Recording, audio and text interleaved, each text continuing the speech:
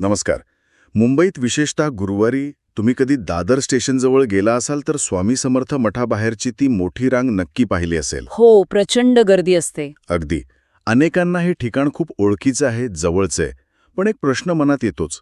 स्वामी समर्थांनी तर 1878 मध्ये देह ठेवला आणि हा मठ 1910 साली. 1910 साली स्थापन झाला, म्हणजे तब्बल 32 वर्षांनी. तरीही याला मूळ मठ असं का म्हटलं जातं, हा प्रश्न अनेकांना पडतो. बरोबर आहे. हे कोडं आहे खरं तर. आज आपल्याला जी माहिती मिळाली आहे, म्हणजे जी उपलब्ध साधनं आहेत, त्या आधारे आपण याच कोड्याचा उलगडा करण्याचा प्रयत्न करणार आहोत. नक्कीच. दादर मठाच्या स्थापनेमागे नक्की काय घडलं आणि त्याला मूळ मठ म्हणून ओळखण्यामागचं नेमकं कारण काय, हे समजून घेण्याचा आपला आजचा मानस आहे. चला तर मग या माहितीत जरा खोलवर जाऊया. हो, नक्कीच. या मठाची स्थापना केली बाळकृष्ण महाराजांनी आणि त्यांची गोष्ट असं की नाही मोठी रंजक आहे. अच्छा. अगदी लहानपणी म्हणजे ते त्यांच्या आजीमुळे स्वामी नामाकडे ओढले गेले. त्यांची आजी स्वामींची खूप मोठी भक्त होती. तिला स्वामींचं प्रत्यक्ष दर्शनही घडलं होतं असं म्हणतात. अरे वा. आणि लहान बाळकृष्ण नकळतपणे आजीबरोबर नामस्मरण करायचे. इतक्या लहान वयात इतकी ओढ. पण असंही ऐकलंय की पुढे जाऊन त्यांचा या सगळ्यावरचा विश्वासच उडाला होता. हे कसं काय झालं? अगदी बरोबर. मोठे झाल्यावर ते पूर्णपणे नास्तिक झाले. हो, आणि त्या काळात हे खूपच धक्कादायक मानलं जायचं. साहजिकच घरचे लोक काळजीत पडले. हो ना. मग त्यांनी विचार केला की बाळकृष्णांना जांभूळवाडीला न्यायचं. तिथे तात महाराज आले होते. तात महाराज हे स्वामींचे मोठे भक्त म्हणून ओळखले जातात, बरोबर? अगदी. तर बाळकृष्णांची आणि त्यांची थेट भेट नाही झाली सुरुवातीला. अच्छा. बाळकृष्णांच्या चुलत्यांनी तात महाराजांना यांच्याबद्दल सांगितलं. तात महाराजांनी सगळं ऐकून घेतलं आणि डोळे मिटून एक निरोप दिला. काय निरोप? त्यांनी सांगितलं, त्याला सांग, तू जरी आत्ता माझ्या महाराजांना ओळखत नसलास तरी तुझ्या लहानपणी घराच्या छतावर बसून कुल्ह्याला चटके लागेपर्यंत केलेलं नामस्मरण माझे महाराज विसरलेले नाहीत. अरे बापरे.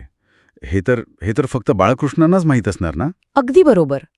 हा निरोप ऐकून बाळकृष्ण महाराज अक्षरशः हादरले. कारण छतावरच्या त्या नामस्मरणाबद्दल फक्त त्यांना आणि स्वामींनाच माहिती होतं. विश्वास बसणार नाही. यानंतर ते तात महाराजांना भेटायला गेले. पण तरुण रक्त आणि नास्तिक विचार. हो. त्यामुळे त्यांनी सुरुवातीला खूप वाद घातला. देवाच्या अस्तित्वावरच प्रश्नचिन्ह उभं केलं. मग हा टोकाचा नास्तिक विचार बदलला कसा? काहीतरी विशेष घटना घडली असणार. हो, घडली.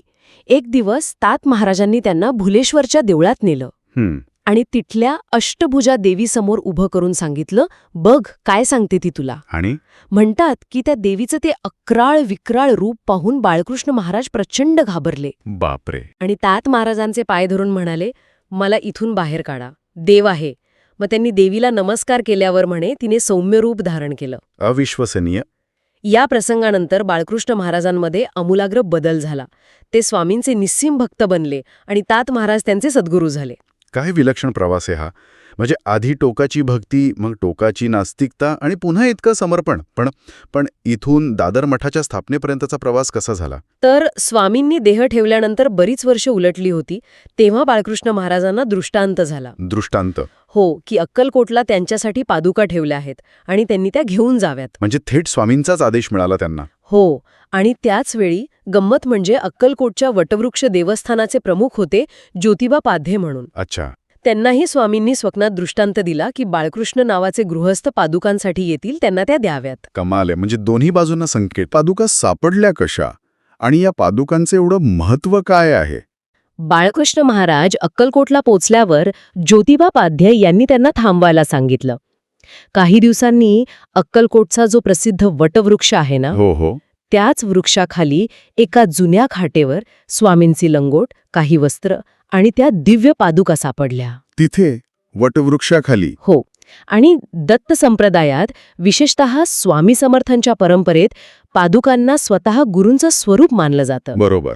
त्या त्यांच्या अस्तित्वाचं, त्यांच्या ऊर्जेचं प्रतीक असतात. ज्योतिबांनी त्या पादुका बाळकृष्ण महाराजांना सुपूर्द केल्या. अच्छा. म्हणजे ह्या त्याच पादुका आहेत ज्या स्वामींनी स्वतः वापरल्या होत्या, मूळ पादुका? अगदी बरोबर. त्याच मूळ पादुका. त्या घेऊन बाळकृष्ण महाराज मुंबईला परत आले. त्यांनी दादरमध्ये एक बंगला भाड्याने घेतला. दादरमध्ये? हो. तो बंगला तेव्हा भूत बंगला म्हणून ओळखला जायचा. तिथे कोणी राहायला तयार नसे. अरे देवा. तिथेच 1910 साली बाळकृष्ण महाराजांनी ह्या पादुकांची स्थापना केली आणि कायम कायम कायम असे उद्गार काढले. आज त्याच भूत बंगल्याच्या जागी हा भव्य दादर मठ उभा आहे. आता सगळा उलगडा होतोय हळूहळू. म्हणजे मठाची इमारत भले 1910 साली बांधली गेली असेल, पण त्याचं मूळ असणं हे स्वामींच्या दृष्टांतावर आधारित आहे, त्यांच्या थेट आदेशावर, आणि सगळ्यात महत्त्वाचं म्हणजे तिथे स्थापित असलेल्या स्वामींनी स्वतः वापरलेल्या मूळ पादुकांवर अवलंबून आहे. अच्छा. मठाची स्थापना ही स्वामींच्याच इच्छेने आणि आशीर्वादाने झाली, म्हणून हा मूळ मठ. म्हणूनच तिथे 2 गाभारे आहेत, एक मुख्य गाभारा आणि दुसरा जिथे या मूळ पादुका चांदीच्या पेटीत ठेवल्या आहेत. त्यांचं दर्शन फक्त गुरुवारीच घेता येतं. तर हे आहे दादर मठाच्या मूळ असण्यामागचं खरं रहस्य. स्थापनेची तारीख किंवा वर्ष इतकं महत्त्वाचं नाही, तर त्यामागचा दैवी संकेत आणि प्रत्यक्ष स्वामींच्या पादुकांची उपस्थिती, यामुळे त्याला हे अद्वितीय स्थान मिळालं आहे. अगदी बरोबर. आणि अर्थातच बाळकृष्ण महाराजांचा स्वतःचा तो विलक्षण प्रवास, बाळपणीची ती उत्कट भक्ती, मग टोकाची नास्तिकता आणि पुन्हा स्वामी कृपेने परतून येणं, हा सुद्धा या मठाच्या कथेचा एक अविभाज्य आणि तितकाच रंजक भाग आहे. हो, नक्कीच. आणि त्यांच्या कथेवरून एक विचार मनात येतो की नाही, कधी-कधी श्रद्धेपासून असं दूर जाणं आणि मग पुन्हा तिच्याकडे परत येणं, हा प्रवास खरंच अधिक गहन, अधिक अर्थपूर्ण आध्यात्मिक नातं निर्माण करतो का? विचार करण्यासारखा मुद्दा आहे. पिढ्यानपिढ्या किंवा अगदी आयुष्याच्या वेगवेगळ्या टप्प्यांवर सुद्धा आपली श्रद्धा, आपली भक्ती कशी बदलते, कशी प्रकट होते, यावर खरंच विचार करायला हवा. अशा उलट प्रवासातून आध्यात्मिक संबंधांचं कोणतं वेगळं स्वरूप आपल्यासमोर येत असेल, एक विचार म्हणून हे ठेवायला हरकत नाही.